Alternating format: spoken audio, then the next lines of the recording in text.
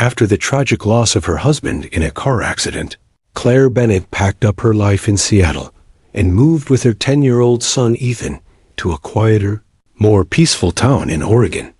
The loss had left a heavy mark on both of them, but Ethan had taken it especially hard. Once a vibrant, curious boy, he had grown quiet and withdrawn. He had trouble sleeping and often woke up crying, calling out for his dad. Claire, now a single mother trying to hold everything together, felt helpless watching her son struggle with grief at the recommendation of Ethan's school counselor. Claire decided to adopt a therapy dog to help ease Ethan's anxiety. They visited a nearby rescue center where dozens of dogs barked and whined behind metal bars. But one golden retriever sat quietly, his deep brown eyes locked on Ethan the moment they walked in. He didn't bark, didn't move. He simply watched. "This one's Max," the volunteer explained. "He's calm, great with kids, and very observant. Kind of has a sixth sense, you know." Ethan knelt beside the kennel and reached out. Max gently pressed his head against the bars. In that instant, a quiet bond formed, something even Claire couldn't explain. They adopted Max that day. At first, Max seemed to be the perfect comfort dog. He followed Ethan everywhere, lay beside him when he watched cartoons, and even waited by the door when Ethan went to school. But it quickly became clear that Max wasn't just there for affection. He was alert, too alert. On the very first night in their new home, Max refused to sleep. He sat at the foot of Ethan's bed, ears perked, eyes trained on the window. Every sound outside, a car passing, a branch rustling, made him growl softly. Claire assumed he was just adjusting to a new home. She tried to comfort him, but Max would only settle once daylight came. A few nights later, Claire found him standing at the top of the stairs, staring down into the dark hallway, tail stiff, teeth bared slightly.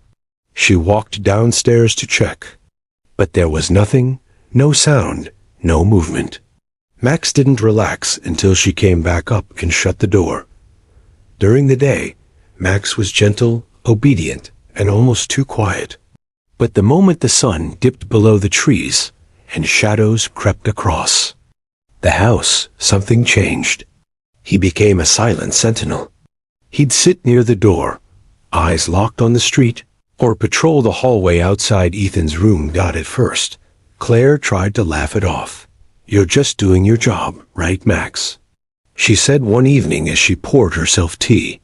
But deep inside, a strange uneasiness began to grow. Max wasn't just protective. He was anticipating something.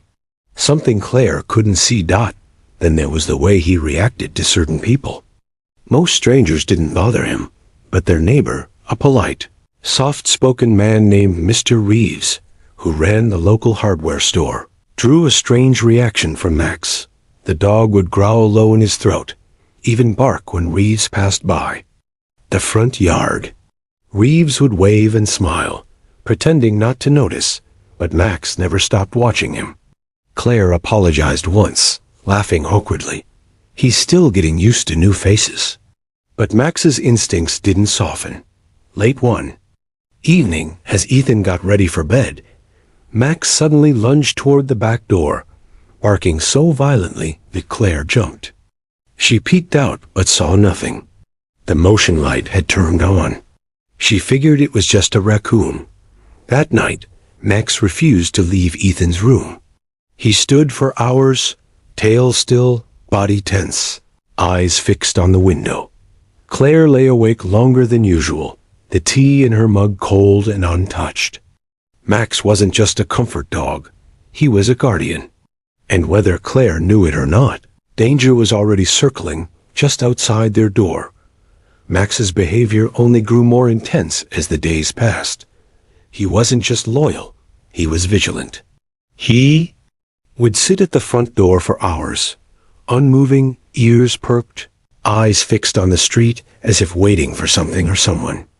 Claire began to wonder if the dog she'd brought home for emotional comfort had actually come with a built-in radar for trouble. Every day after school, Ethan would drop his bag, give Max a hug, and start telling him about his day. The dog would lick his hand, but never fully relax. When Ethan played video games, Max lay beside him with his head up. When Ethan read on the couch, Max positioned himself between the boy and the nearest window. It was like Max had chosen to be more than a companion. He had become a bodyguard. Claire tried to shake off the unease. Maybe this was normal. Maybe rescue dogs were just like that, overly alert in new environments. She turned to the internet, reading articles and watching videos about dog behavior. Some posts explained heightened awareness in therapy dogs. Others spoke of past trauma or mistreatment. But nothing she read could account for the precision and consistency in Max's watchfulness. One Saturday morning, Claire invited her neighbor, Pam, and her son Toby over for coffee and a play date. Ethan needed the social time, and Claire thought maybe a normal morning would ease her nerves. But as soon as Pam entered the house, Max stood rigid. He sniffed her once, then turned his head sharply toward the window. A car had pulled into the driveway next door. Mr. Reeves. Max let out a deep growl. Claire quickly closed the blinds. "Sorry," she said, trying to lighten the mood.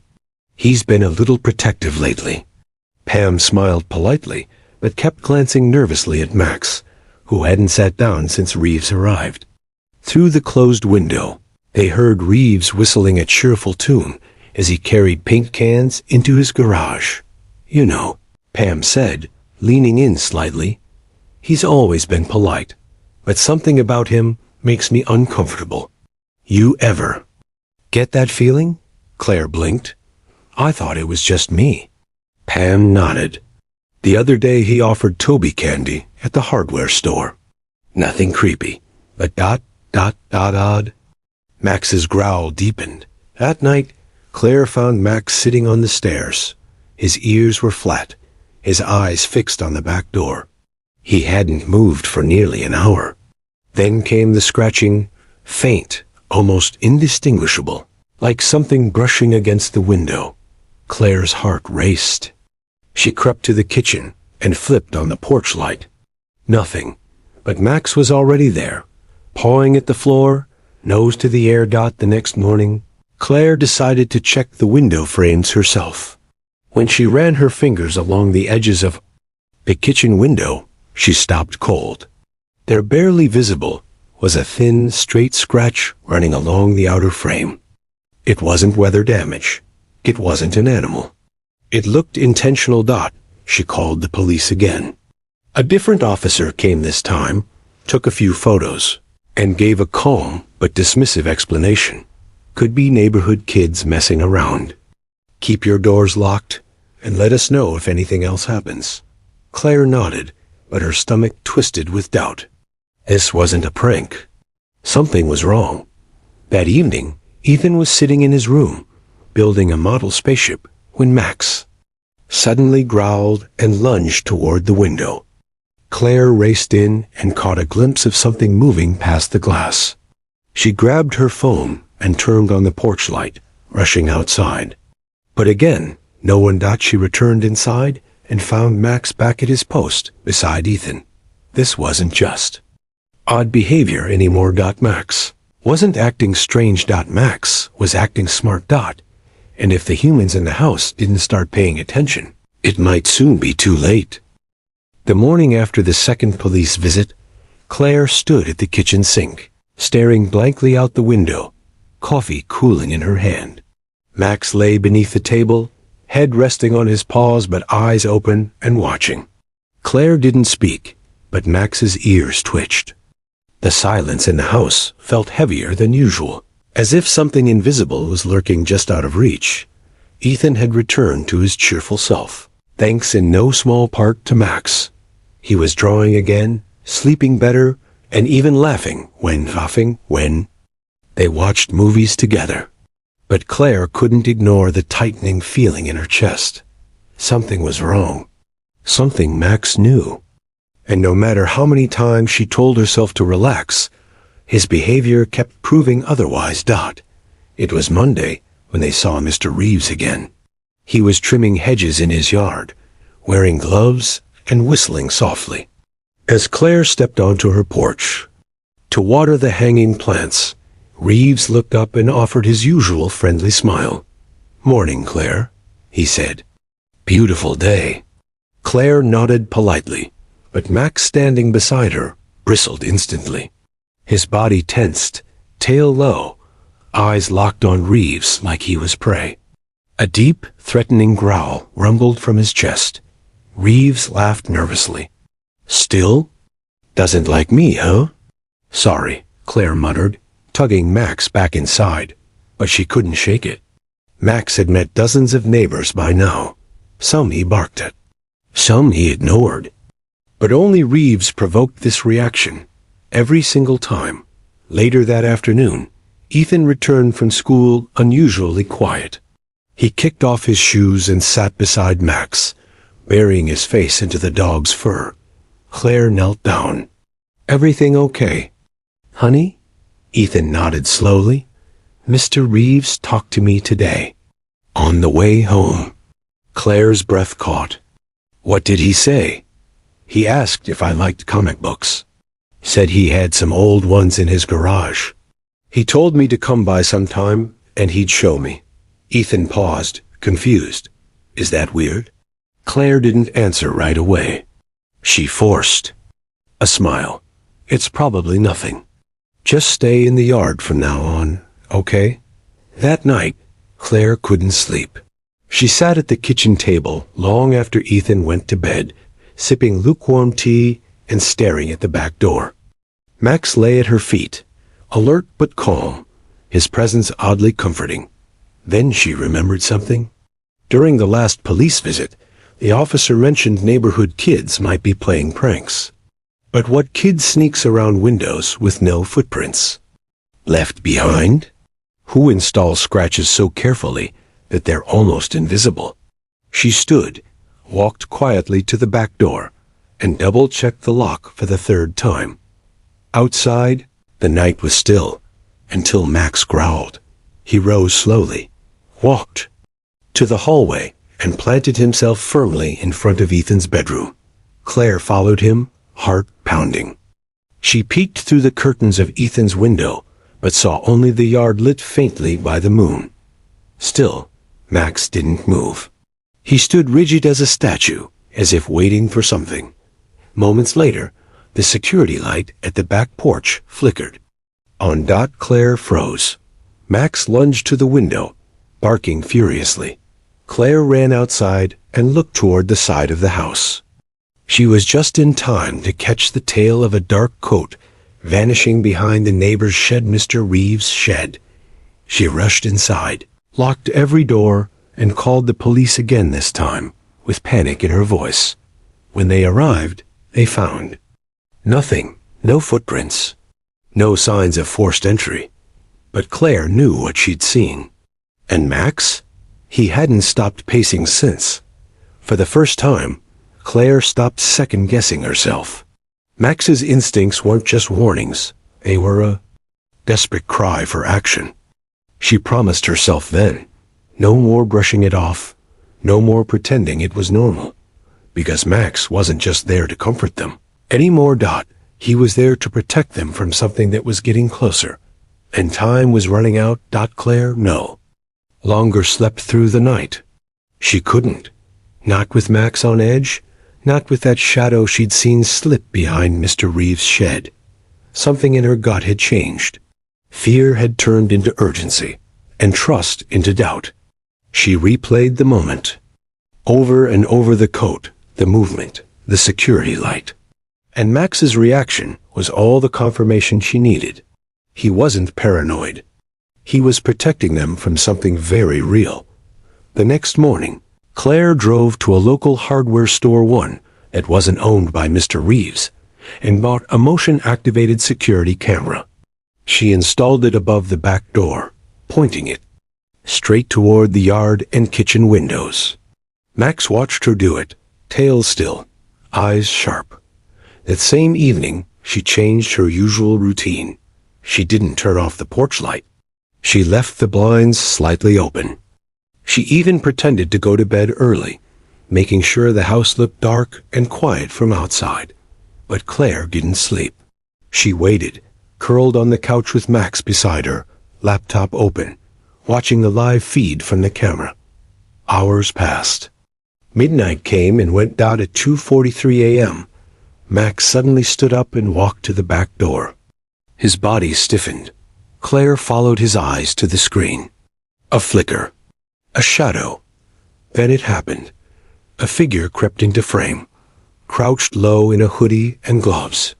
Claire's heart leapt into her throat. The person moved with practiced care, avoiding the camera's center. But he hadn't realized she'd set up the second one, hidden in the garden. Caught his face as he turned. It was Mr. Reeves. Claire gasped audibly. Max barked once, loud and sharp. The figure looked up, startled by the sudden noise, then bolted toward the trees behind the house. Claire called the police, hands trembling as she gave the address. When officers arrived, Claire showed them the footage. They studied the screen silently, then exchanged looks. "That's him," Claire whispered. "That's my neighbor."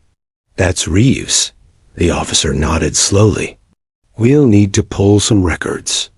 But if this is what it looks like, we may have a bigger case than just a break-in attempt." Claire didn't sleep the rest of the night. Ethan never woke. Max had made sure of that. He had barked once, only once, and it had been enough to scare away the intruder and keep the house calm. The next morning, Claire received a call from a detective. He had reviewed the footage and asked Claire to come into the station. There, she learned something that made her blood run cold. Mr. Reeves wasn't just an ordinary neighbor with an odd smile and a quiet demeanor. His name had appeared in old police records, nothing that had led to charges, but enough to raise eyebrows. Suspicious activity. Loitering near schools. A past complaint from a mother in a nearby town who had accused him of watching her son's bedroom window. None of it had stuck. Until now. Claire gave her full statement. The camera footage was saved. The scratches, the near break-ins, Ethan's strange interaction, all of it was being tied together. Max, sitting calmly beside Claire's feet, had done what no one else had. He had sensed the danger long before anyone believed it was real. That evening, back at home, Ethan finally asked, "Why did you stay up so late last night?" Claire hesitated, then smiled faintly. "Because Max wanted me to." Ethan reached over and hugged his dog, who licked his cheek gently. Claire stood at the kitchen window and looked across the yard toward Mr. Reeves' house. The curtains were drawn. The porch light was off. And for the first time, she noticed the cameras hidden in the corners of his windows. She turned to Max, who sat watching her, ears alert. He had known all along, and now so did she. After her visit to the police station, Claire no longer doubted her instincts or Max's. She felt the world tilt. The house that once brought her and Ethan peace now felt like a haunted place.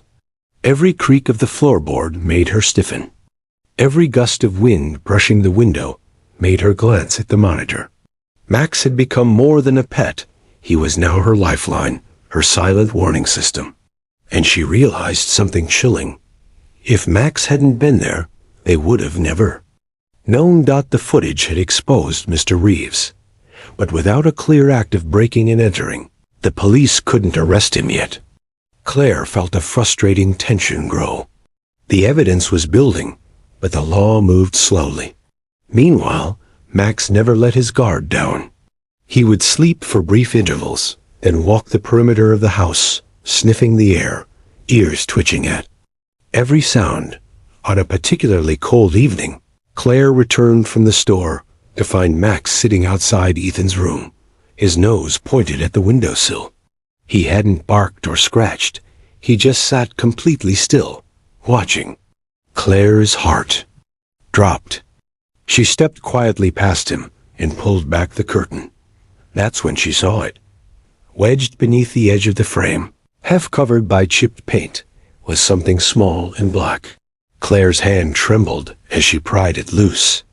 It was a tiny camera one she hadn't placed. Her breath caught in her throat. She turned it over in her hand, horrified by the implications. Someone had placed this here, angled perfectly into Ethan's room. Someone had been watching them. Watching her son? The world tilted again? She put the camera in a Ziploc bag, careful not to touch it further, and called the police immediately. An officer came within 30 minutes and took the evidence. His face turned grim when Claire explained how Max had found it, without barking, without a fuss.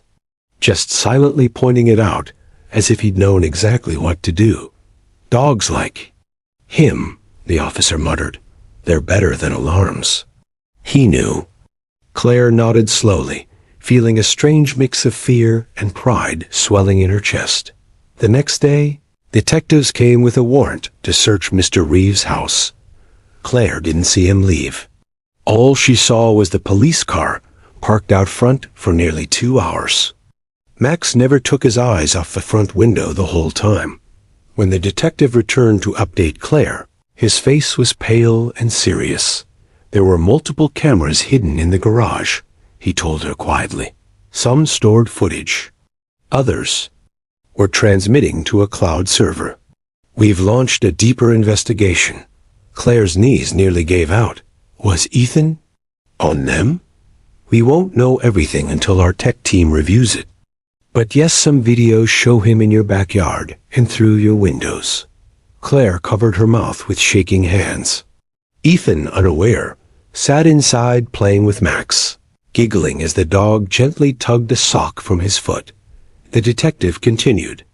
You and Max probably interrupted something that could have escalated.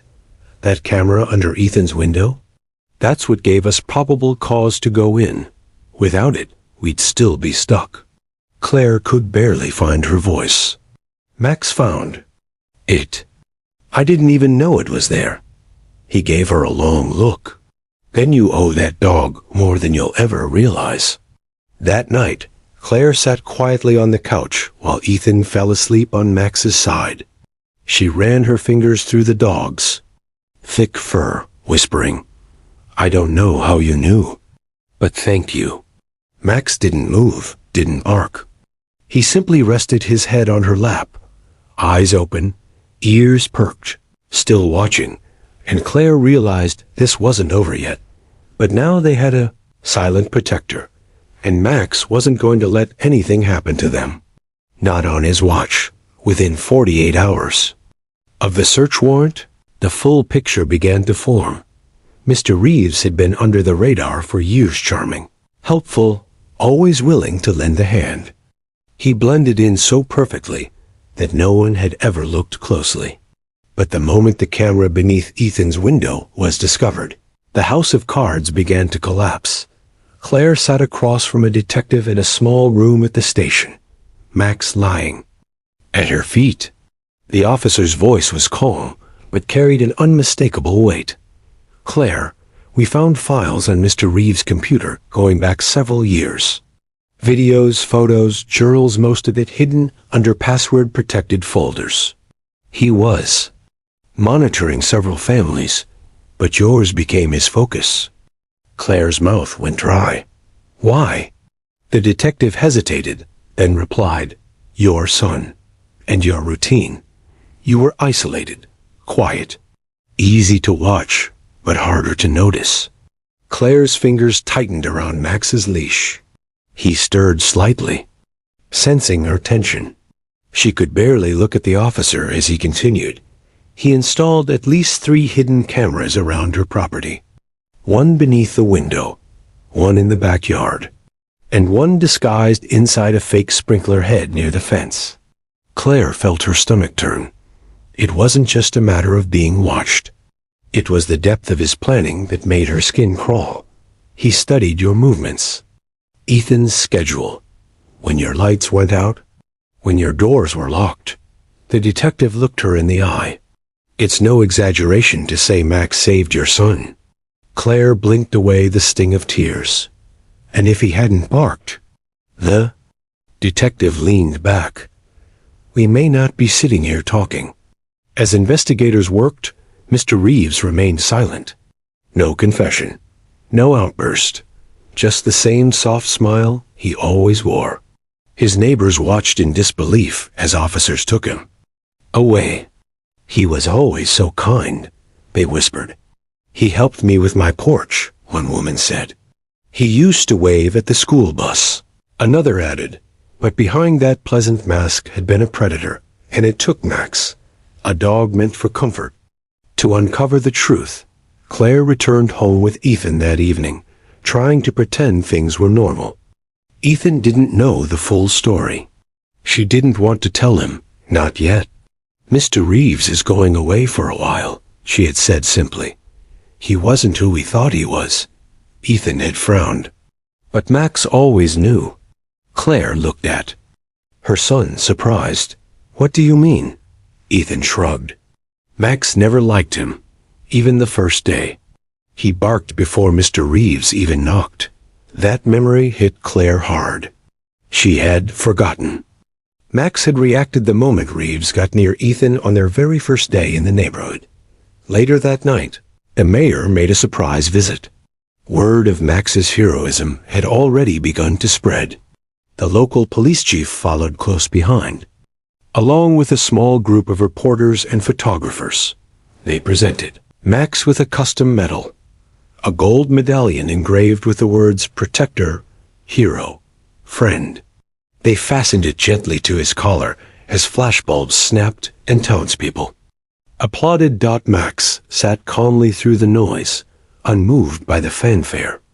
But Claire swore he seemed prouder, standing taller beside Ethan as if he knew he'd done something extraordinary. The chief shook Claire's hand. That dog has instincts we don't always understand. But I'll tell you one thing, he did what none of us could. He saw through the mask. As the small crowd dispersed, Claire watched the sky turn purple with evening. Max sat beside her on the porch, his medal gleaming under the light, his eyes scanning the quiet street. The mask had dropped. The danger had passed, but Max remained vigilant. Because for him, it wasn't about medals or praise. It was about Ethan. And he still had a job to do. By the end of the week, the town was buzzing. News of Mr. Reeves' arrest spread faster than anyone could have predicted. Headlines called it A Predator Next Door, Comfort Dog Uncovers Dark Secret, and Loyal Pet Saves Child from Danger.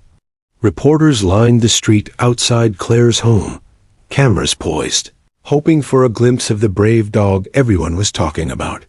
But Claire wasn't interested in fame. Neither was Max. While the world outside was stirring with shock, awe, and even guilt, she stayed inside, holding Ethan close and watching Max do what he always did: patrol the house, gently guard the boy, and remain fiercely quiet. The town, however, couldn't stay quiet. Neighbors came by in a slow but steady stream, some with casseroles, others with toys for Ethan, and a few simply to say, "I'm sorry." Most were still trying to accept that the man they once trusted with their children had been living a second, sinister life. Claire accepted their words with grace, but never lingered. The one constant she trusted was Max. A local journalist reached out for an interview. Claire hesitated at first, but eventually agreed not to tell her story, but to share Max's. "People need to understand what these dogs are capable of," she said. It wasn't luck. Max sensed something none of us did. The story went viral. Parents across the country saw the footage from the baby monitor, the still of Max pointing at the window, a silent warning that started it all. And they saw something else, an ordinary family, and a loyal dog who changed everything. Ethan's school sent a letter home to all families, assuring them of increased safety measures. Teachers talked about trust, about listening, about intuition, and about Max. Students drew pictures of the golden retriever with the gold medallion. Some taped them to classroom walls. Others folded them and sent them to Claire's mailbox. But with every cheer and tear, there was also guilt. Many parents admitted they had dismissed Max's barking before. One father confessed that his daughter had once told him Max barked only. When Mr. Reeves came around, he brushed it off. Now it haunted him. Claire didn't judge them. She had ignored those early signs too. One evening, the town held a candlelight vigil in the park. Not just for Claire and Ethan, but for the children who were never harmed because Max had stepped in time. People stood in a quiet circle, holding candles, soft music playing. Claire carried Ethan in one arm and held Max's leash in the other. The mayor stepped up to the mic. "This town almost missed something dark right under its nose," she said. "But thanks to one dog's loyalty and instincts, we were given a second chance." Let Max remind us that sometimes the quietest protectors are the ones we need to hear the most. Max sat in the front, unmoving, ears twitching slightly in the breeze. The children clapped when his name was mentioned. He didn't react like a hero. He just looked around the crowd, as if checking every face for safety. After the event, a woman approached Claire. She had tears in her eyes and wore a therapy dog handler's vest. "I've worked with dogs for 20 years, she said. "But what Max did, that's something special. That's not just training, that's heart." Claire smiled softly. "He was only supposed to be a comfort dog." The woman knelt, brushing her hand along Max's collar. "Maybe, but sometimes they choose their mission. And when they do, they never fail." That night, Claire watched Ethan drift to sleep beside Max, like always. The metal on his collar glinted faintly in the moonlight. Everything had changed, but in this room, surrounded by trust and peace, things felt safe again, because Max had given them that dot, and everyone knew this dog was no ordinary comfort. He was their guardian. Months passed, and seasons changed, but Max remained the same, loyal, protective, and ever watchful. Claire often caught him sitting quietly near Ethan's door at night, even long after the danger had passed. It was as though Max didn't just protect their home. He remembered that Mr. Reeves' trial became a national story. Evidence gathered from the hidden cameras and files found on his computer revealed a history of calculated observation and attempted grooming. Because of Max's early warning, Claire and Ethan had been spared what could have become something far worse. The judge, in a surprising but heartfelt moment during sentencing, made a rare public statement. "Justice was done today," he said. But justice only had the chance to act because a dog that wasn't trained for law enforcement, wasn't part of any task force, and had no obligation, did what many humans failed to do. He paid attention. He refused to ignore danger, and he acted. The courtroom applauded. Claire wiped away tears, holding Ethan tightly. Max, sitting by her feet, merely blinked and let out a low breath, his tail thumping once against the floor. Local sheriff's office later announced the formation of a new program, Max's Watch, a community safety initiative encouraging families to report signs of unusual behavior in neighborhoods, emphasizing the role of both human and animal instincts. They even offered funding for more therapy and emotional support. Dogs in schools, inspired by Max's example. Max himself became a beloved symbol. Children wore T-shirts with his face on them. A mural of him was painted on the wall near Ethan's elementary school with the words, "Instinct, loyalty, courage." But Max didn't seem interested in any of that. He stayed close to Ethan, never leaving his side. Every school drop-off, every walk in the park, every quiet evening on the porch, Max was there, eyes scanning, heart steady. Claire often thought about what might have happened if she hadn't adopted him. The flyer she'd almost thrown away. The day she'd walked past the shelter and turned back. Fate, she believed, had a face, and it had looked like a golden retriever with a calm gaze and a soul that somehow knew more than anyone else. One rainy afternoon, as thunder rolled across the sky, Ethan sat in the living room floor, building a tower of blocks. Max lay next to him, head resting between his paws.